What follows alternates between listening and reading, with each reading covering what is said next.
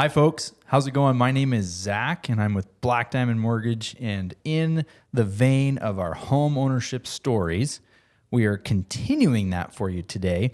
And it's actually kind of a super special privilege because standing next to me is my sister, Janelle, and she is a homeowner. So we're going to talk about her story today, hopefully present some motivation for you. So, Janelle, tell me about the very first time you considered buying your own house.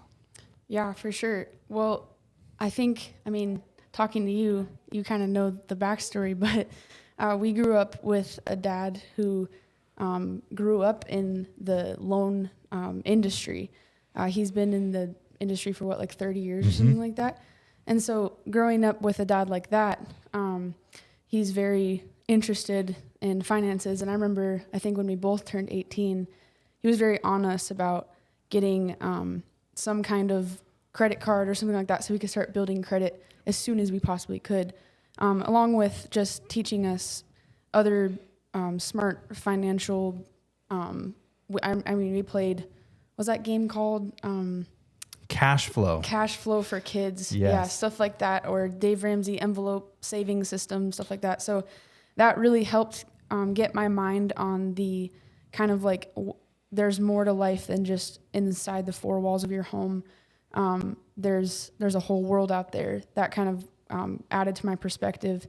But then also just seeing him just lead by example, start investing in homes, having rental properties. I know we were both really involved in helping out, getting our hands dirty at those rental properties. We shoveled a lot of snow at those properties, right? Yeah, and did painting and did who knows what, all kinds of slave labor. That's right. But that kind of taught me it taught me that it's possible. You don't have to be making a bunch of money to be having rental homes. And it also taught me that you have to work hard for it. It's not something that just gets handed to you. And Dad really led by example in that. So early on, my mind was already my wheels were turning.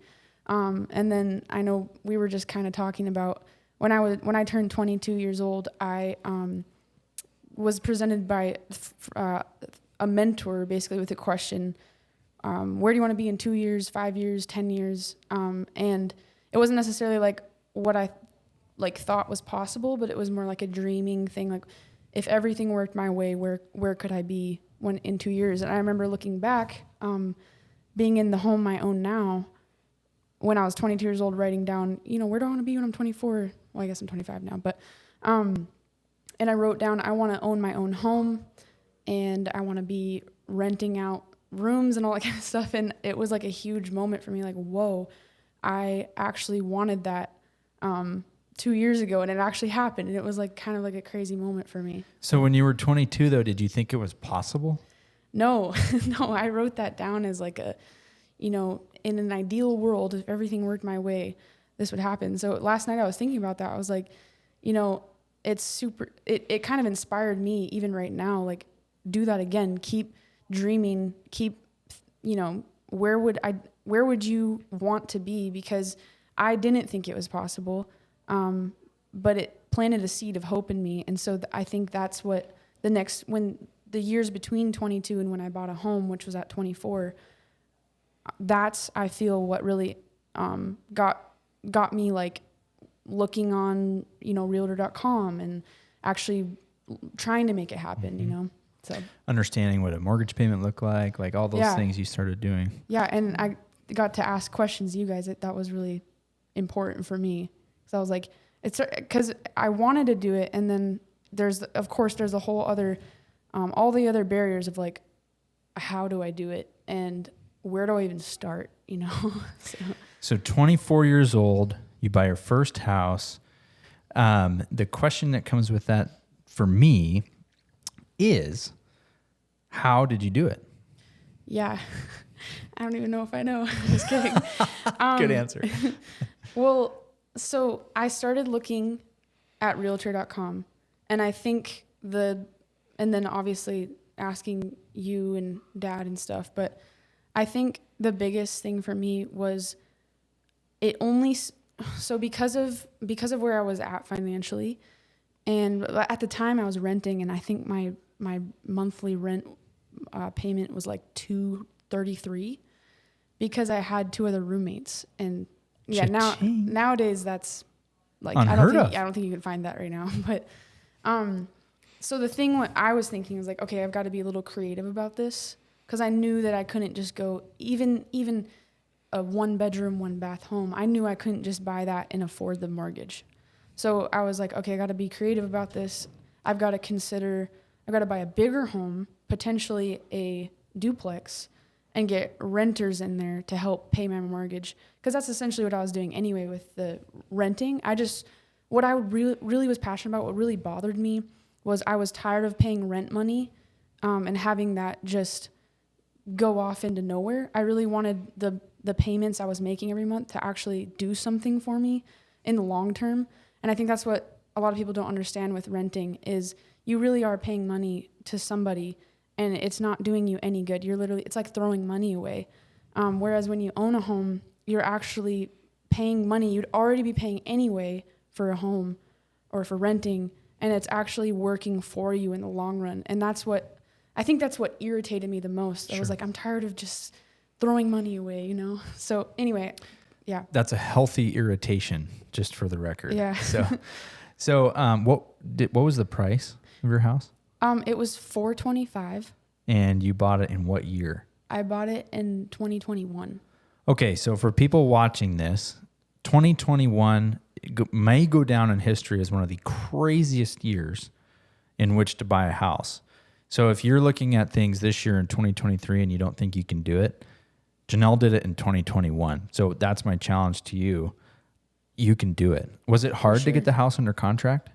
It was actually. So for context, the home that I own is a 7-bedroom, 2.5 bath, and I'm renting that to my friends now. So that's the only reason I could even afford something like that. And not only that, our dad actually co-signed on the loan, which I wouldn't have been able to been approved for a $425,000 loan. But that's what I'm saying is like, sometimes for me, like even in my life in other scenarios, it just takes, I've always found like there's always a way. Mm-hmm. It just always takes some creativity and some willingness to be flexible. Cause like I didn't want to do that. Like I really wanted to be able to be on my own loan, you know?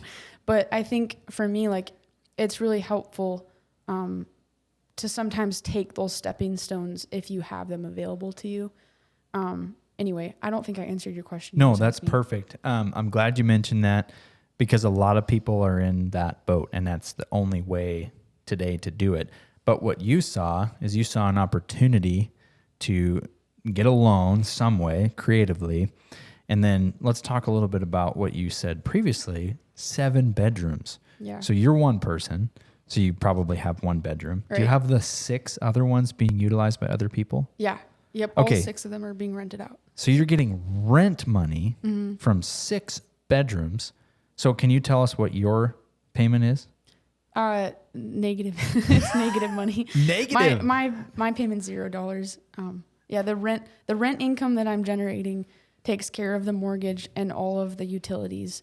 And then of course, my payment is the stress of the repairs and figuring out, shoveling the snow and the trash and all the nitty-gritty details that haven't been easy to figure out as a single 25-year-old woman, you know? So. And that comes back to what you said is it's no such thing as free, right? You are working for that. And before we got on camera, we were talking about some of the problems you've had with the home. Mm-hmm. There's absolutely expense in owning a property, but tell us a little bit more about some of the stuff you experienced. Yeah, for sure. So, the home I bought was, the owner lived out of state. And I think that was kind of after the fact, that was kind of like a mental note of like, usually if that's the case, there's going to be some issues that haven't been taken care of for a while because they're renting it out. Renters aren't really, they're just not thinking like a homeowner, which is normal. And so when I got into the house, there were a lot of things that kind of hadn't been upkept.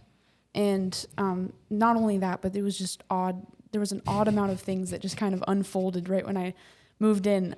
So I was getting used to having renters for the first time in my life and getting used to having to because all up until then I was living at home or I was renting.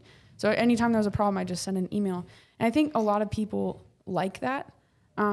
So like if you want convenience, sure, rent. But also I think that for me, it's been really worth it because yes, it's been stressful. I think last year, honestly, was one of the most stressful years of my life. But you know, there's always been provision. And when I look back on it, like there were people who gathered around me, friends and family who gathered around me. And it really made me thankful and for my community and understand like I'm going to be taken care of no matter what comes my way. So there's all kinds of creative ways. And at the end of the day, like stuff happens. And for me, like I wouldn't go back on the decision I made. Like, yeah, it was hard, but it built my character and it also helped me learn some life skills too. And you probably have approximately $100,000 worth in equity in that property. I don't even really know what that means, but sure. Yes, it's a good thing. So then the last thing I want to hit on is that you had a stressful 2022. You had stuff to fix on the house. But at the end of the year, did you make more money than you spent on the house? Yeah, hands down. So then it's a no-brainer. You're cash flowing a property. Mm-hmm. You're getting equity out of the home as you make your payments. And you figured out how to do it creatively. Yeah. And you're winning as a result. Right. And I think the most important thing with that is like I got my foot in the door. And so now I don't feel as intimidated by the market and the numbers and all that kind of stuff. Like it kind of makes me feel like I have at least now I'm thinking, well, what's next? You know, like I feel like my mind is kind of expanding to there's so much more out there and I can't wait to, you know, get back into that realm, you know, like start dreaming some more and stuff. So awesome. Yeah. That is perfect. Yeah. Well, Janelle, thank you very much for telling your story. We Yeah. really appreciate it. Yeah. Thanks for having me. I'm super, super grateful. You bet.